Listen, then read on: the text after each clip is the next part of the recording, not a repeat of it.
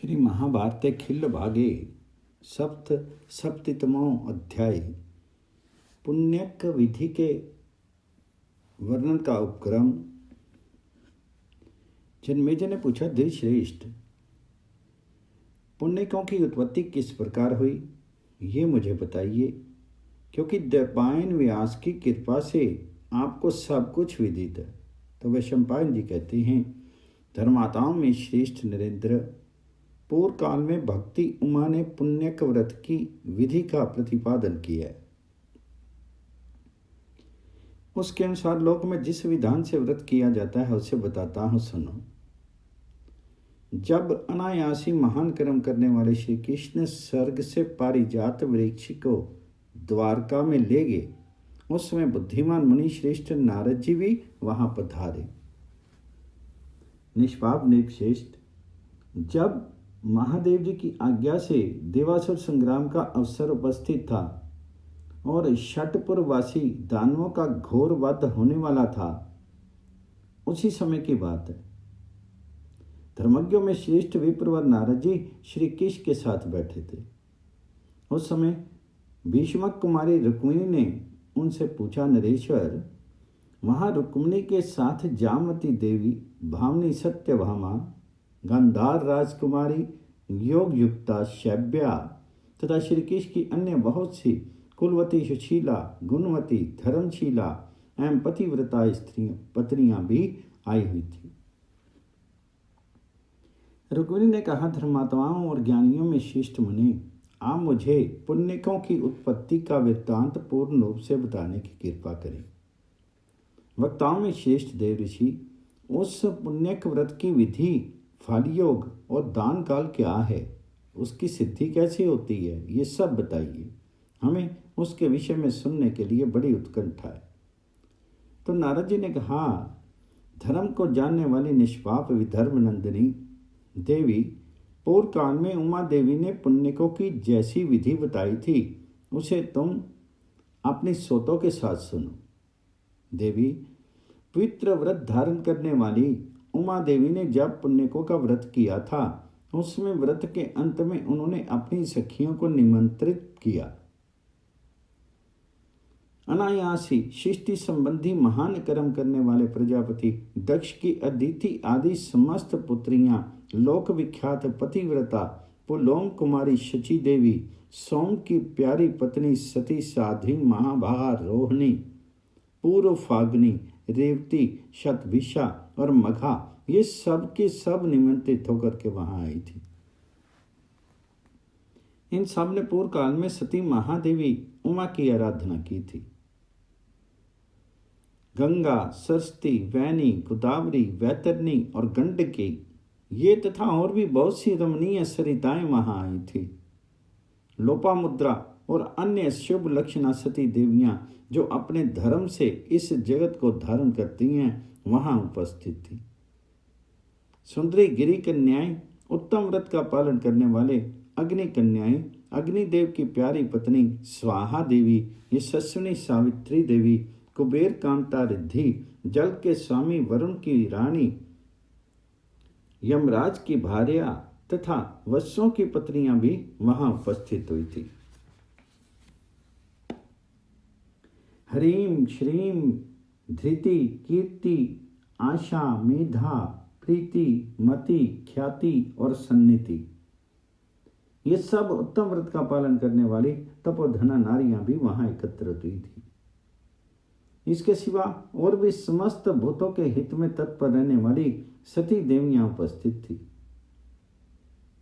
अंबिका ने व्रत के अंत में उन सब का पूजन किया।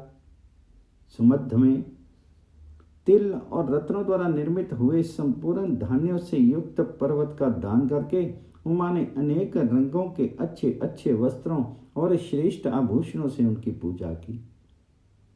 उमा देवी द्वारा दी गई उस पूजा को ग्रहण करके वे तपोधना एवं पतिव्रता देवियां वहां बैठ करके आपस में विचित्र कथा वार्ता करने लगी। पति देवते, उन सब देवियों की चर्चा का विषय था पुण्यक व्रत। वे उसके विषय में जिज्ञासा करती थी। उस समय देवी उमा ने उन सतियों को पुण्यक व्रत और उसकी विधि का उपदेश दिया था। वहां जुटी हुई उन सभी साध्वी देवियों के मत से श्रेष्ठ पतिव्रता सोमनंदनी अरुंधति ने उमा देवी से पुण्यकों की विधि पूछी। विदर्भ राजकुमारी समस्त प्राणियों के हित में तत्पर रहने वाली उमा देवी ने उन सतियों का प्रिय करने के लिए मेरे सामने ही उस समय उन्हें पुण्यकों का उपदेश दिया। सुबह उमा देवी ने उस दिन मुझे ही उस रत्न में पर्वत का दान दिया था। वह दान लेकर के मैंने ब्राह्मणों के अधीन कर दिया था। सुबह कल्याणी उमा देवी ने साध्वी अरुंधति को संबोधित करके जो भाषण दिया था उसे मैं बता रही हूँ। तुम इन सभी रानियों के साथ उसे सुनो। शुभे पुण्यकों की संपूर्ण विधि का जैसे मैंने वर्णन सुना है और जिस रूप में उसे देखा है उसी रूप में मैं क्रमशः इसका यथावत वर्णन करता हूँ, तुम सुनो। इस प्रकार श्री महाभारत के खिल्ल भाग हरिवंश के अंतर्गत विष्णु पर्व में पुण्यक विधि का कथा विषयक 77वां अध्याय पूर्ण हुआ। श्री महाभारत के खिल्ल भागे 87वां अध्याय में उमा द्वारा सती स्त्री के महत्व का वर्णन करते हुए पुण्यक व्रत की विधि का उपदेश। उमा बोली, पवित्र मुस्कान वाली देवी, मैं अपने पति देव की कृपा से सर्वज्ञ हूँ। तभी पूर्व काल में पति देव ने मुझे इसका उपदेश दिया था, तभी मुझे इस शुभ पुण्यक विधि का साक्षात्कार हुआ। अरुंधति, तुम्हें अपनी बुद्धि से इस बात को निश्चित रूप से समझ लेना चाहिए कि पुण्यक व्रत की विधि सनातन है। मुझे महादेव जी की कृपा से उनका दर्शन ज्ञान हुआ है। आनंदिते, मैंने अपने पति बुद्धिमान भगवान शिव की आज्ञा से समस्त पुण्यकों का आचरण किया है। जिस नारी को स्थित्व और धर्म आचरण का अखंडित रूप से निर्वाह सदा अभीष्ट होता है, उसी के लिए पुरातन महर्षियों ने पुण्यकों की विधि का प्रतिपादन किया है। शुभे अरुंधति, असती नारियों के द्वारा भली भांति किए जाने पर भी दान और उपवास के पुण्य तथा पुण्यक निष्फल हो जाते हैं। जो स्त्रियां अपने पति को ठगती हैं, उन्हें धोखा देती हैं, जिनकी योनि जार संग से दूषित हो गई है, वे उस योनि दोष के कारण पुण्य का फल नहीं भोगने पाती, नरक में गिरती हैं।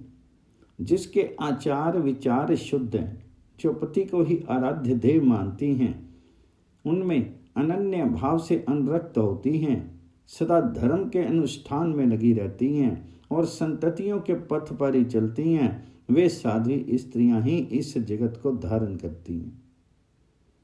जिनकी वाणी पर निंदा और असत्य आदि दोष से दूषित नहीं है, जो बाहर भीतर से शुद्ध रहने वाली हैं, जो धैर्यशालिनी तथा शुभ व्रत का पालन करने वाली हैं, जो सदा अच्छी ही बातें बोला करती हैं, वे साध्वी स्त्रियां इस जगत को धारण करती हैं।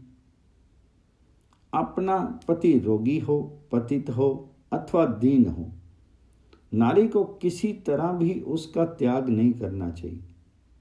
ये सनातन धर्म है। शुभानने, पतिव्रता स्त्री अपना तथा ना करने योग्य काम करने वाले पतित और गुणहीन पति का भी उद्धार कर ही देती है। जिस स्त्री की योनि दूषित है, उसकी शुद्धि के लिए कोई प्रायश्चित ही नहीं है। वे तो अपने पाप के द्वारा मारी ही गई। जो केवल वाणी के दोष से दूषित है, उसकी शुद्धि के लिए सत्पुरुषों ने वेद में प्रायश्चित बताया है। सत्य प्रायणा अरुंधति, जो पुण्य आत्माओं को प्राप्त होने वाली गति की अभिलाषा रखती हो, उस स्त्री को अपने पति की आज्ञा के अधीन होकर ही सदा व्रत का पालन अथवा उपवास करना चाहिए। योनि दूषित करने से नारी पशु पक्षी आदि की सहस्त्रों योनियों में जन्म लेकर के कष्ट भोगती है। वह स्त्री सहस्त्रों कल्पों में भी सदगति नहीं पाती है। यदि असती होकर के रहने वाली नारी मरने के बाद कभी मनुष्य योनि में जन्म लेती है, तो चंडाल योनि में ही उसकी उत्पत्ति होती है और वह खोटी बुद्धि वाली स्त्री कुत्तों का मांस खाने वाली चांडाली होती है। तपोधने, स्त्रियों के लिए सदा पति ही देवता है। सत्पुरुषों ने इस सत्य का साक्षात्कार किया है। जिस स्त्री पर उसका पति संतुष्ट रहता है वह सती एवं धर्मचारिणी है। जो कुतूहलवश पर पुरुषों का संग करके मारी गई है, उन स्त्रियों को कभी उत्तम लोक की प्राप्ति नहीं होती। जिसका मन सद्भाव पूर्वक केवल पति में ही लगा रहता है, उन्हीं को सती समझना चाहिए। सौम्य स्वभाव वाली अरुंधति, जो नारियां मन, वाणी और क्रिया द्वारा पति का उल्लंघन नहीं करती हैं, उन्हीं को पुण्य के व्रतों द्वारा पुण्य फल की प्राप्ति बताई गई है। स्वर्गलोक की शोभा बढ़ाने वाली देवी, मैंने तपस्या द्वारा जिसका साक्षात्कार किया है, पुण्यकों की वह संपूर्ण विधि बताई जाती है। तुम इस सारी स्त्रियों के साथ उसे ध्यान देकर के सुनो।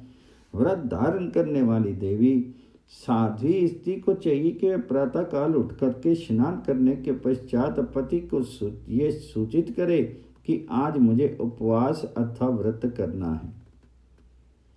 वह सास ससुर तथा साधु महात्मा के चरणों में सदा प्रणाम करे। फिर कुश और अक्षत से युक्त ताम्र पत्र लेकर के गाय के दाहिने सींग को नहलाकर उस जल को ग्रहण कर ले। इसके बाद सती स्त्री स्नान करके एकाग्रचित हुए पति के मस्तक पर उस जल को छिड़के, तदनंतर अपने मस्तक पर भी उस जल के छींटे डाले। ये त्रिलोकी के संपूर्ण तीर्थों में स्नान बताया गया है। भावनी, उपवास और व्रत के अवसरों पर यह स्नान अवश्य करना चाहिए। ये स्त्री और पुरुषों के लिए सामान्य स्नान है। अरुंधति, मैंने महादेव जी के तेज और अपनी तपस्या से देखा है कि इस व्रत में नारी के लिए ऐसी शैया होनी चाहिए जो कंटक विद्ध ना हो। आसन भी वैसा ही होना चाहिए। उसके लिए अपने पैरों को स्वयं ही धोने का विधान है। साध्वी अरुंधति, यदि आंसू गिराया गया, रोष और कलह किया गया, तो वह स्त्रियों को तत्काल ही उपवास और व्रत के पुण्य से भ्रष्ट कर देता है। चंद्र कुमारी, उपवास तथा व्रत में सदा श्वेत वस्त्र धारण करना ही उत्तम माना गया है। साड़ी के भीतर एक दूसरा वस्त्र, पेटीकोट आदि भी डाल लेना चाहिए। साध्वी अरुंधति, व्रत के अवसर पर उपयोग में लाने के लिए सदा बैंत आदि तीनों की ही पादुका बनवा लेनी चाहिए। चमड़े की पादुका नहीं धारण करनी चाहिए। उपवास में भी यही विधि चलाई गई है। सती नारी को चाहिए कि वह व्रत तथा उपवास के अवसर पर अंजन, गोरोचन, भांति भांति के गंध और फूलों का सदा ही परित्याग करे। इस व्रत में नारी के लिए काठ का दातन करना, सिर के ऊपर से नहाना अथवा अंगों में उपटन लगाना वर्जित है। सब प्रकार की शुद्धि के लिए मृतिका के ही उपयोग का विधान है। बैल, हरे या आंवला तथा श्रीफल से जिसमें मिट्टी ना मिली हुई हो, संयुक्त जल के द्वारा सदा ही अपने सिर को धोना चाहिए। इस व्रत में जिसका अभ्यंग अर्थात उपटन या बेसन का चूर्ण लगा करके नहाना नहीं अच्छा माना गया है। पैरों अथवा समूचे शरीर में भी तेल ना मले, यही मर्यादा मानी गई है। प्रत्येक व्रत और उपवास में बैल, ऊंट और गधों में से जुते हुए वाहन का उपयोग वर्जित है। उसमें कभी नग्न स्नान नहीं करना चाहिए। सोमनंदिनी, नदी और झरने का जल उत्तम माना गया है। कमलों से मंडित सुंदर एवं विस्तृत पोखरे या बावड़ी आदि में जाकर के स्नान करना सदा ही सब प्रकार से प्रशस्त है। जिसके लिए बाहर जाने पर रोक है, वह पर्दे के भीतर रहने वाली नववधू नारी तड़ाग आदि में स्नान का सुयोग न मिलने पर घड़ों के जल से स्नान करे। वह नए घड़ों के जल से स्नान करे, यही प्राचीन विधि है। व्रत के सिवा अन्य अवसरों पर सिर के ऊपर से स्नान करना चाहिए। इससे तपस्या का फल प्राप्त होता है। इस प्रकार श्री महाभारत के खिल्ल भाग हरिवंश के अंतर्गत विष्णु पर्व में पारिजात हरण के प्रसंग में पुण्यक विधि विषयक 18वां अध्याय पूर्ण हुआ।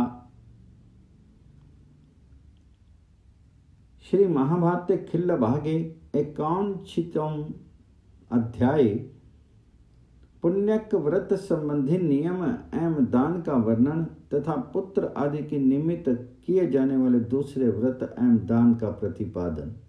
उमा कहती है, देवी पतिव्रता स्त्री इस संपूर्ण विधि के साथ 1 वर्ष या 6 मास अथवा 1 मास तक सदा इंद्रिय संयम पूर्वक व्रत का आचरण करे। इसमें 11 साध्वी स्त्रियों को बुलाना चाहिए। मैंने स्वयं इस समाधि के द्वारा व्रतों के इस शुभ विधान का साक्षात्कार किया है। मूल व्रत का अनुष्ठान करने वाली प्रधान स्त्री अपने यहाँ आमंत्रित की गई उन समस्त 11 सतियों का दान करे और देश काल के अनुसार उनका निष्क्रिय दे दे। तदनंतर मास के अंत में शुक्ल पक्ष की 9वीं तिथि को देव आराधना करके व्रत को समाप्त करना चाहिए। व्रत के उद्देश्य से उसकी सिद्धि के लिए आदि और अंत में निश्चित रूप से 1 दिन और रात का उपवास करना चाहिए। अंतर अपने पति की हजामत बनवावे और अपना भी नख मात्र कटा ले। उसी दिन व्रत अंत स्नान, वितांत स्नान तथा व्रत के उद्यापन या उत्सर्ग का विधान है। शुभे पुण्यक व्रत में भी विवाह के समान ही विधि पूर्वक स्नान करने की आज्ञा है। उसमें श्रृंगार और माला धारण करने का विधान है। घड़ों के जल से नहलाई जाती है। व्रतपरायणा साध्वी स्त्री अपने पति के दोनों चरणों को मन अथवा वाणी द्वारा नमस्कार करके इस प्रकार मंत्र का उच्चारण करे। जल की अधिष्ठात्री देवी, ऋषियों की जननी, संपूर्ण विश्व की माता, आकाश से प्रकट होने वाली, हर्ष प्रदान करने वाली, कल्याणकारिणी, धर्म के पोषण में तत्पर, स्वर्ण के समान वर्ण वाली, निर्मल तथा सबको पावन बनाने वाली है। वह अपने परम कल्याण में रस के द्वारा मुझे श्रेय का भागी बनाए। सर्वांग शोभने देवी, ये जल संबंधी मंत्र सर्वत्र उपयोग में लाया जाता है। अन्यत्र स्त्रियों के स्नान के लिए पुराण विहित मंत्र उपलब्ध होते हैं, उन्हें मुझसे सुनो। मैं पति के लिए कल्याणकारिणी हूँ, धन आदि से कभी क्षीण न हूँ, सद्गुणवती हूँ, सदा पति के साथ धर्म में संलग्न हूँ।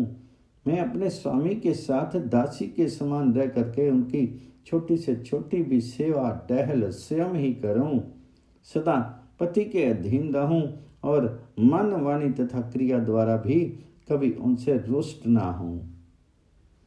सपत्नियों में मेरा स्थान सदा सबसे ऊपर हो। मैं पुत्रवती, सौभाग्यवती और मनोहर रूप वाली हूँ। मेरा हाथ सदा संपन्न रहे अथवा मैं मुक्त हस्त होकर के दान कर सकूं। मैं संपूर्ण हृदय से सदा दूसरों के गुणों का ही बखान करूं और कभी दृढ़ ना हूं। मेरे पति भी सदा प्रसन्न मुख रह करके मेरी प्रतीक्षा करने वाले हों। उनका सदा मुझमें अनुराग बना हो। उनकी मति और गति मेरी ही ओर रहे। हम दोनों में चकवा और चकवी के समान प्रेम बना रहे। हमारे मन में कभी एक दूसरे के प्रति विरक्ति ना हो और हमारा व्यवहार सदा श्रेष्ठ पुरुषों के समान हो। जो शुभ लक्षणा देवियां पति भक्ति के प्रभाव से शक्तिशाली होकर के पिता और पति दोनों के कुलों को पावन बनाती हैं तथा जो अपने धर्म से इस संपूर्ण विश्व को धारण करती हैं, उन्हीं उत्तम पतिव्रता देवियों के लोकों में मैं जाऊं। पृथ्वी, वायु, जल, आकाश, अग्नि, अंतर्यामी क्षेत्र, प्रकृति, महतत्व और अहंकार, इन सब को मैंने अपना साथी बनाया है। यह मेरे इस निश्चय और व्रत को स्मरण रखें। जिन सत्व आदि गुणों ने भूतों और उनके कर्म बीजों से युक्त होकर के देहधारियों के इस भौतिक शरीर का निर्माण किया है, वे और उनके अभिमानी देवता जो सब में स्थित हैं, मेरे इस व्रत और निश्चय में सदा साक्षी बने रहें।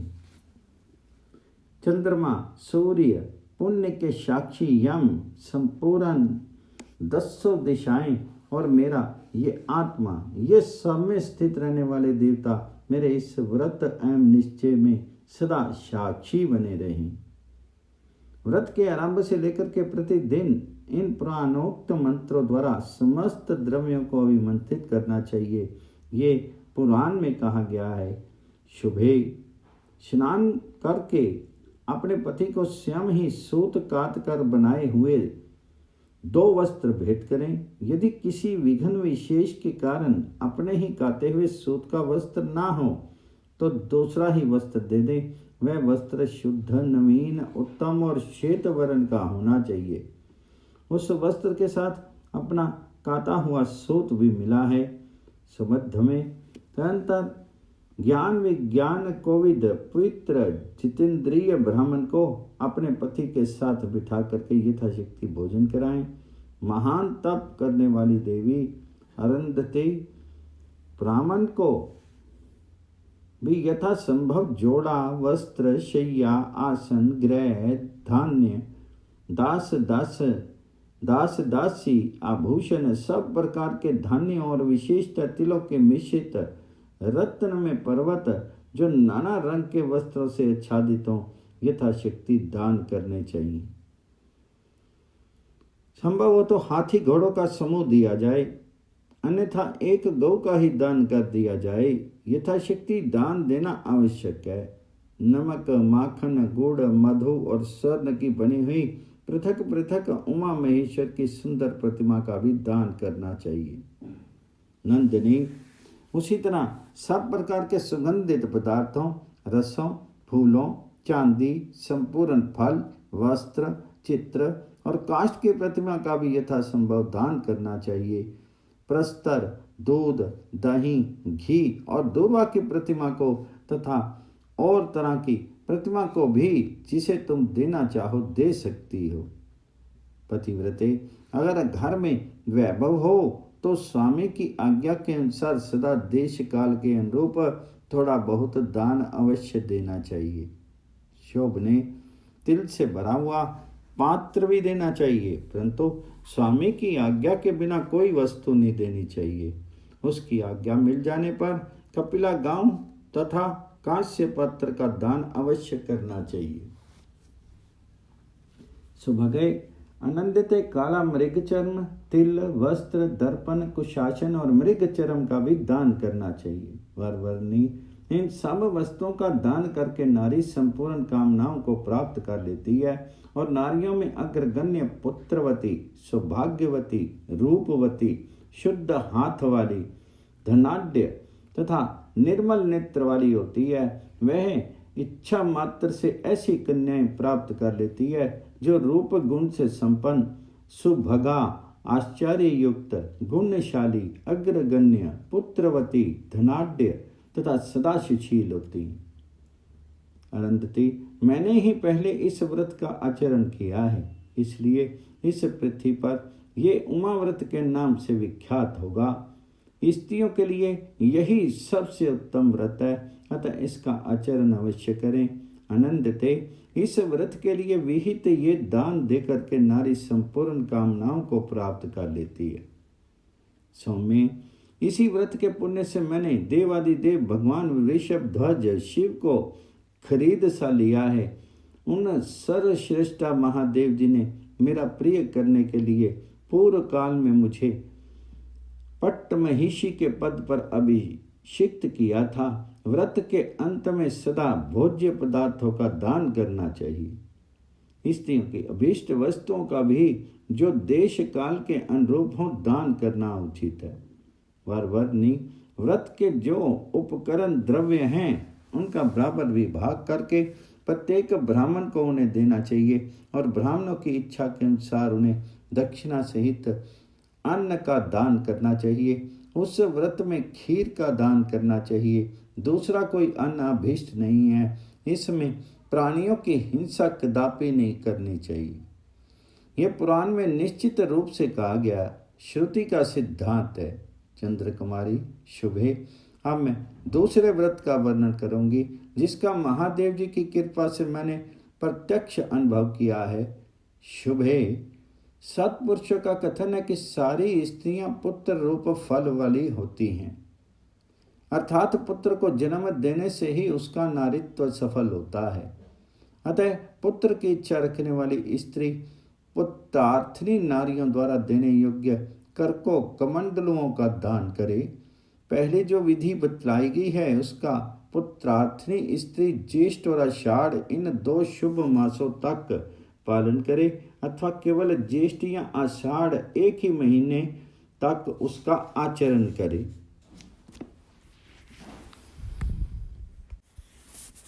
वरवर्णी फिर व्रत के 2 मास अथवा एक ही मास पूर्ण होने पर पुत्रार्थनी स्त्रियों द्वारा देने योग्य कर्कों कमंडलों का दान करे। उन सब में शीरे अथवा चीनी के शरबत भरे होने चाहिए। चंद्रमा के समान कांति वाली निष्पाप अरुंधति घी, दूध, दही तथा जल से भी कमंडलों को भर करके उनका दान करे। नारी को चाहिए कि वह उत्तम व्रत का पालन करने वाले तथा मन को वश में रखने वाले एक ही ज्ञान वृद्ध ब्राह्मण को पुत्रार्थनी स्त्रियों द्वारा देने योग्य उतने कमंडलों पर दान करे जितने उसके मन को अभीष्ट हों। जो नारी पुत्री प्राप्त करना चाहती हो वह पुत्री की कामना से ब्राह्मणी स्त्रियों को कोई ऐसा द्रव्य दे जो उनकी इच्छा पूर्ण करने वाला हो। ऐसा करने से उसे पुत्री की प्राप्ति होती है, इसमें संशय नहीं है। दक्षिणा के लिए गौ अथवा स्वर्ण को अच्छा बताया जाता है। पवित्र मुस्कान वाली देवी इस व्रत में ब्राह्मण को ओढ़ने के लिए वस्त्र अवश्य देना चाहिए। पवित्रता पूर्वक व्रत का पालन करने वाली नारी व्रत में यज्ञोपवीत का दान करे। विद्वान पुरुष इससे पुत्रार्थनी स्त्रियों के लिए नियत कर्कों के दान का विधान बताते हैं। शुभे, व्रत धर्म का निरंतर पालन करने वाली पवित्र व्रत धारणी स्त्री अपत्याखान योग से अर्थात पुल्लिंग संतान पुत्र की कामना होने पर पुल्लिंग नक्षत्र पुख्य, हस्त और श्रवण के योग में और स्त्रीलिंग संतान पुत्र की इच्छा होने पर रोहिणी आदि स्त्रीलिंग नक्षत्र के योग में पूरे साल भर तक सदा पति की आज्ञा से कर्मों का दान करे। सत्यवादिनी अरुंधति, वर्ष पूर्ण होने पर कार्तिक की पूर्णिमा के दिन ब्राह्मण को स्वर्ण सूत्र यज्ञोपवीत का दान करना चाहिए। कामना पूर्वक किए जाने वाले इस व्रत को प्राप्त करके ब्राह्मण को यज्ञोपवीत कमंडलू और यथाशक्ति दक्षिणा देनी चाहिए। जो सती साधी ब्राह्मणी स्त्रियों को उनकी रुचि के अनुकूल वस्तुओं का दान करती है वह संपूर्ण कामनाओं को प्राप्त कर लेती है। नारी जब तक इस प्रकार व्रत का आचरण करे तब तक कोई नया अन्न अथवा फल ना खाए और नए फूलों का भी उपयोग ना करे। धर्मज्ञ एक समय भोजन करके पुण्यक व्रत करना चाहिए तथा पहले ब्राह्मण को भोजन देना चाहिए, उसके बाद पति को। 1 वर्ष तक ऐसा करके नारी सौभाग्यवती रूप सौभाग्यशालिनी अविधवा और धन की स्वामिनी होती है। जो स्त्री पूरे 1 वर्ष तक बैंगन नहीं खाती है वह अपने पुत्र का विनाश नहीं देखती है। ये निश्चित रूप से जान लो। स्त्री को चाहिए कि वह खरगोश, हिरण अथवा अन्य प्राणियों का मांस सदा के लिए त्याग दे। ऐसा करने वाली स्त्री अकाल मृत्यु या अल्प आयु को प्राप्त नहीं होती है और पतिव्रत्य धर्म के पालन का फल पाती है। जो स्त्री पति का मुख्य सुख चाहती है वह लौकी और पाइकों को त्याग दे, साग का डंठल और गूलर भी ना खाए। इस प्रकार 1 वर्ष पूर्ण होने पर प्रत्येक शाक का दक्षिणा सहित आदर पूर्वक दान करे। ऐसा करने वाली स्त्री एक सपत्नी रहित पुत्रवती तथा अग्रगण्या होती है। जो इस प्रकार व्रत में स्थित हो आरंभ से ही अपने पैरों को स्वयं ही धोती है उसे सदा प्रतिष्ठा प्राप्त होती है और वह कभी उद्वेग में नहीं पड़ती। देवोपम कांति वाली देवी, जो पतिव्रता नारी पूरे 1 वर्ष तक दिन में सूर्य से पवित्र हुए अन्न के द्वारा निर्वाह करती है और रात में भोजन त्याग देती है वह चिरंजीवी पुत्रों से युक्त और सौभाग्यशालिनी होती है। तथा सारी सोतों पर अधिकार रखती है, इसमें संशय नहीं है। 1 वर्ष पूर्ण होने पर वह रूपवान, दरिद्र और यशस्वी ब्राह्मण को सूर्य की स्वर्णमयी उत्तम प्रतिमा का दान करे, अथवा उस व्रत का आचरण करने वाली वह सुव्रता नारी सूर्य के अस्त होने से पूर्व ही फल, फूल और भक्ष्य पदार्थों का दान करे। वरवर्णी जो स्त्री पूर्वोक्त रूप से व्रत लेकर के सूर्यास्त होने पर ही चंद्रमा और नक्षत्रों से पवित्र रहे भोज्य पदार्थों का आहार करती है, वह वर्ष पूर्ण होने पर सुयोग्य एवं रूपवान ब्राह्मण को स्वर्ण में चंद्र, नक्षत्र और ग्रहों की प्रतिमा का दान करे, साथ ही उत्तम लक्षण से युक्त वस्त्र भी दे। वह नारी चंद्रमा के समान शीतल गात्र वाली, देवोपम कांति से शोभित, सौभाग्यवती, दर्शनीया, पुत्रवती तथा पति के प्रति अनुरक्त होती है।